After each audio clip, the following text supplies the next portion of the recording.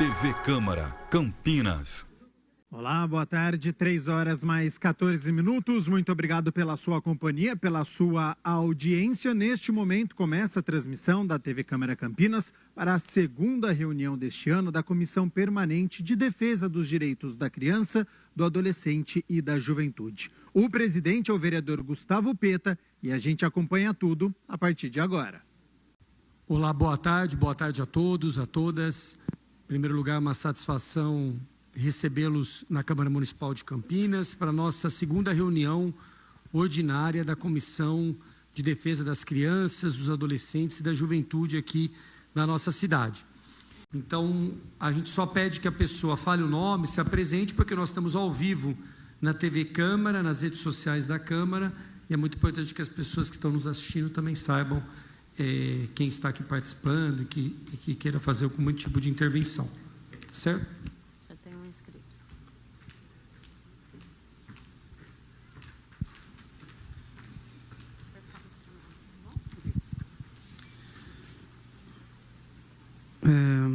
Meu nome é Marcelo Bonifácio, eu sou presidente da Associação Nacional Pilares da Família, que atua no direitos fundamentais, defesa de direitos fundamentais das crianças e adolescentes. A senhora Cléo, assim, sintetizou muita coisa que eu diria aqui, né? Na frase de que os aliciadores são acolhedores, né?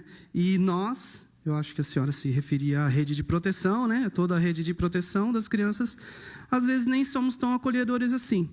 E o que eu trouxe aqui é justamente isso. Eu escrevi alguma coisinha aqui, se me permite, presidente, dizer, e na composição disso aqui tem algumas perguntas que as senhoras podem responder, por gentileza. Existe uma frase que os conselheiros tutelares se repetem constantemente, abre aspas, o conselho tutelar não é polícia, não é Ministério Público, não é judiciário.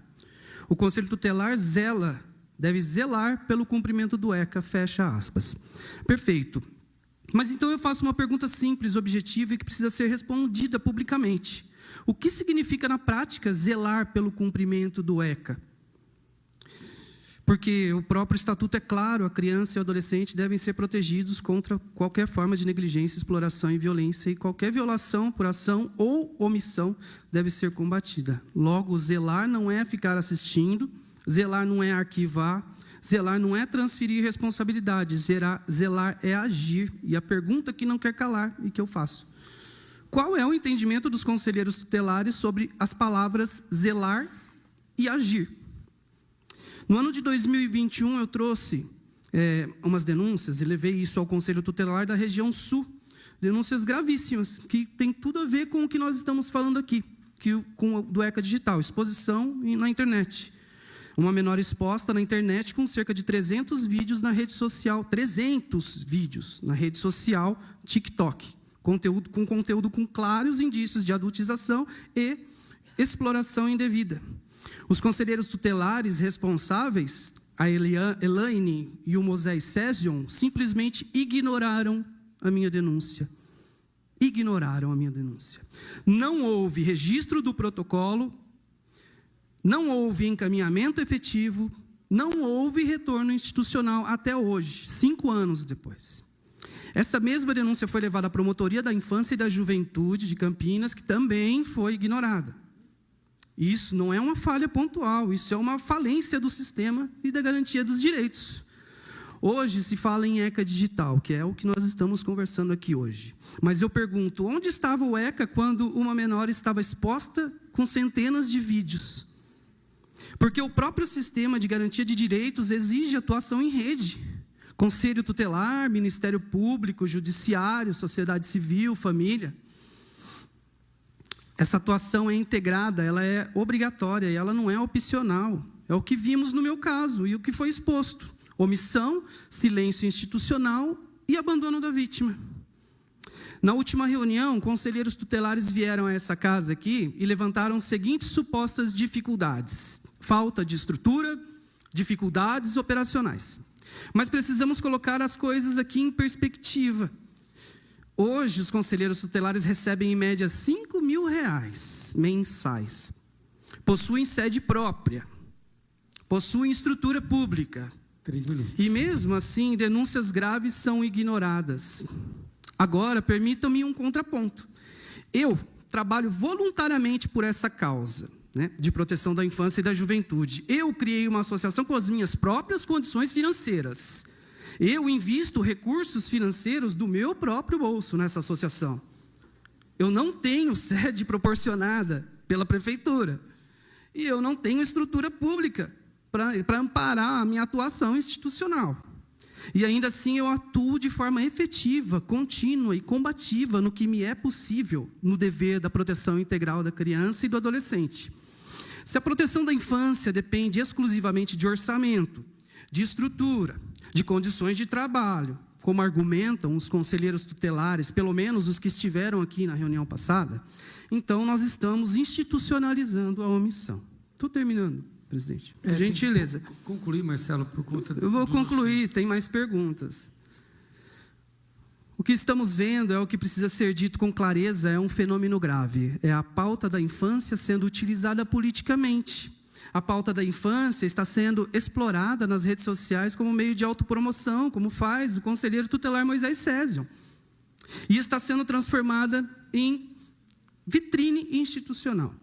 Enquanto isso, denúncias reais, como as minhas, são ignoradas, não são investigadas, não geram consequência alguma. O que está acontecendo é uma diferença brutal entre discurso de proteção e proteção real. E isso é inadmissível. Isso é inadmissível. O Estatuto da Criança e do Adolescente não é um documento simbólico. Eu estou terminando. Ele é uma norma de proteção integral e protege integralmente. E não admite omissão, silêncio e relativização.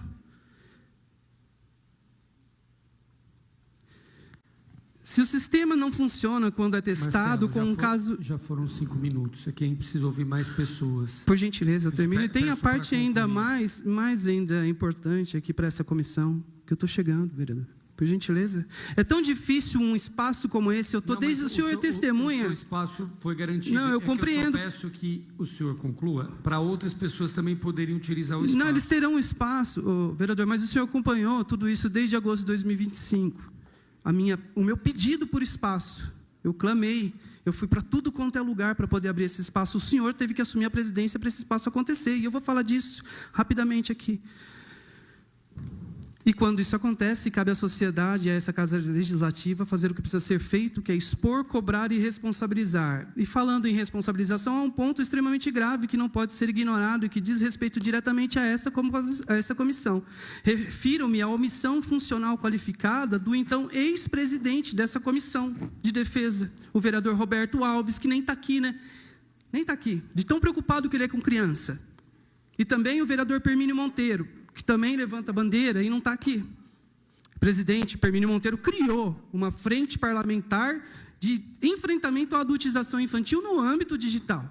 Entendeu? Então, desde agosto de 2025, eu estou encaminhando mensagens formais e informais, e-mails aos gabinetes destes vereadores e dos senhores todos, cobranças reiteradas aos 2 vereadores, Roberto Alves e Permínio Monteiro, e o que houve?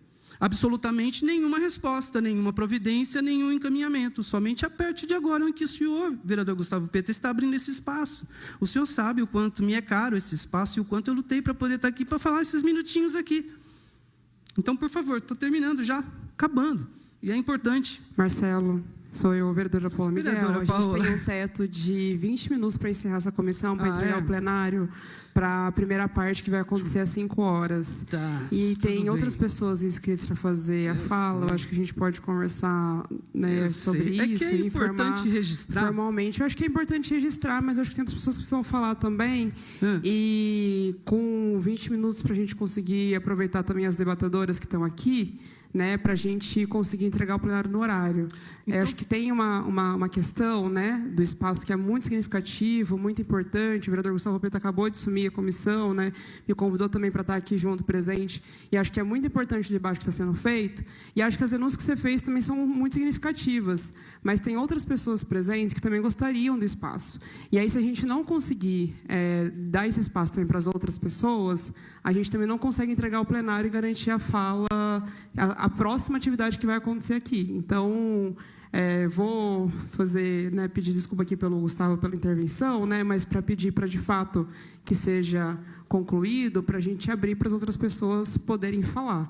Eu acho que a sua fala está bem estruturada e acho que dá para anexar, a gente receber, né, a denúncia de forma completa, né, e pensar no processo de encaminhamento de como isso vai acontecer. Mas a gente precisa que as outras pessoas também usem o tempo de fala no momento de fala que é nesse ao vivo aqui. Então, eu peço, por favor, se puder concluir, né, eu Concluir de verdade? muito. Lamento, vereadora Paola, essa intervenção, porque, assim, como eu disse, é um espaço muito conseguido com muito esforço e muito suor.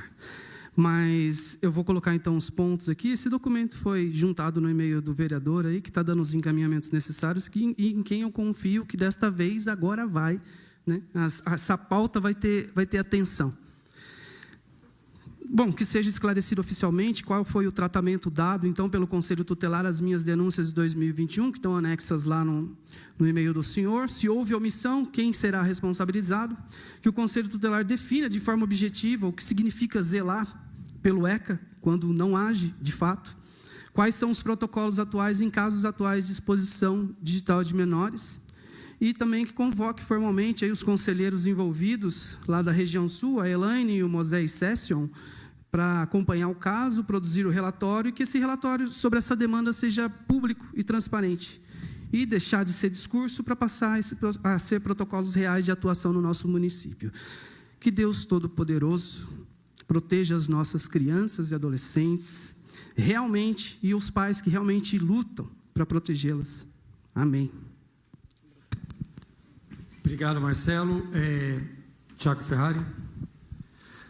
Tiago Ferrari, do Plano de Infância Campineira, PIC. Gostaria de dizer, Marcelo, que a gente entende a sua angústia.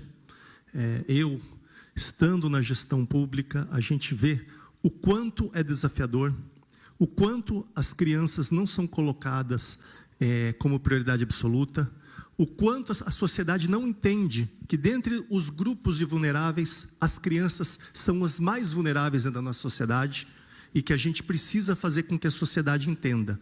E a gente precisa entender também que aqui a gente está tendo uma oportunidade, e aí você disse que conhece o vereador Gustavo Peta. Eu conheço quase 20 anos, e eu tive a oportunidade de ter grandes embates com ele, seja na juventude da JBS, no caso era o MDB, seja aqui dentro da Câmara. E uma das coisas que eu acho que a gente conseguiu construir foi a partir de uma premissa de que, quando tem bom senso, a gente chega no consenso. E é importante a gente ter as divergências para que a gente possa avançar. E a gente está aqui, nesse momento, com diversos segmentos que pensam, e aí a gente tem que entender que todos estão pensando nas crianças e nos adolescentes. Eu estou falando agora como gestor. Agora, como pai, eu tenho 2 filhas. Quando eu fico olhando naquele telão lá, eu fico angustiado, porque eu tenho 2 filhas que têm, uma vai fazer 14, outra 11, a gente controla rede social no máximo. Só que eu já tive a oportunidade de estar numa escola que elas têm o privilégio de estudar e ver 2 crianças que não deviam ter 10 anos comentando sobre a foto de uma menina de uma forma que eu nunca tive o desprazer de escutar de alguém. E eu não sou nenhum. Então, a gente está vivendo com uma sociedade que está perdendo a humanidade, está perdendo o respeito. A hora que a gente vê essa questão do enfrentamento do ódio e acho que ele fala da santidade, a pessoa se coloca numa santidade e daí essa santidade ele é capaz. Então, eu só queria, para finalizar, dizer o seguinte: Gustavo, Paola e todos que estão aqui na mesa e todos os presentes, primeiro, parabéns pela iniciativa, obrigado pelo convite, e que desse encontro a gente possa ter subsídios, como bem disse a Cléo, com evidências, com estudos técnicos. Eu não peguei a outra palestra, me desculpa. Com evidências, com estudos técnicos, para que a gente possa construir em conjunto e não responsabilizar de forma pessoal um ou outro. Eu tenho certeza que o ECA vai dar instrumentos para que muito da sua angústia que ficou parada lá, a gente possa fazer andar e a gente possa responsabilizar tanto os predadores quanto as omissões e principalmente a gente proteger nossas crianças. Então, a minha fala é mais em parabenizar vocês que estão aqui. Conheço a Gabi também, super envolvida também do Conselho Tutelar, e eu vejo que se a gente não se unir, independentemente de ideologia, independentemente de segmento, e a gente entender que a gente está defendendo os seres mais vulneráveis da nossa sociedade. Então, e eu estou à disposição lá também no PIC para que a gente possa poder construir em conjunto. A gente está no CMDCA aqui, a Paula, presidente, está a Cecília aqui, e a gente faço parte da diretoria e tenho visto o empenho da gente poder colocar a proteção da criança e do adolescente em primeiro lugar na nossa cidade. Obrigado, gente. Obrigado, Tiago, pelas palavras. Acho que agora é o Rafael.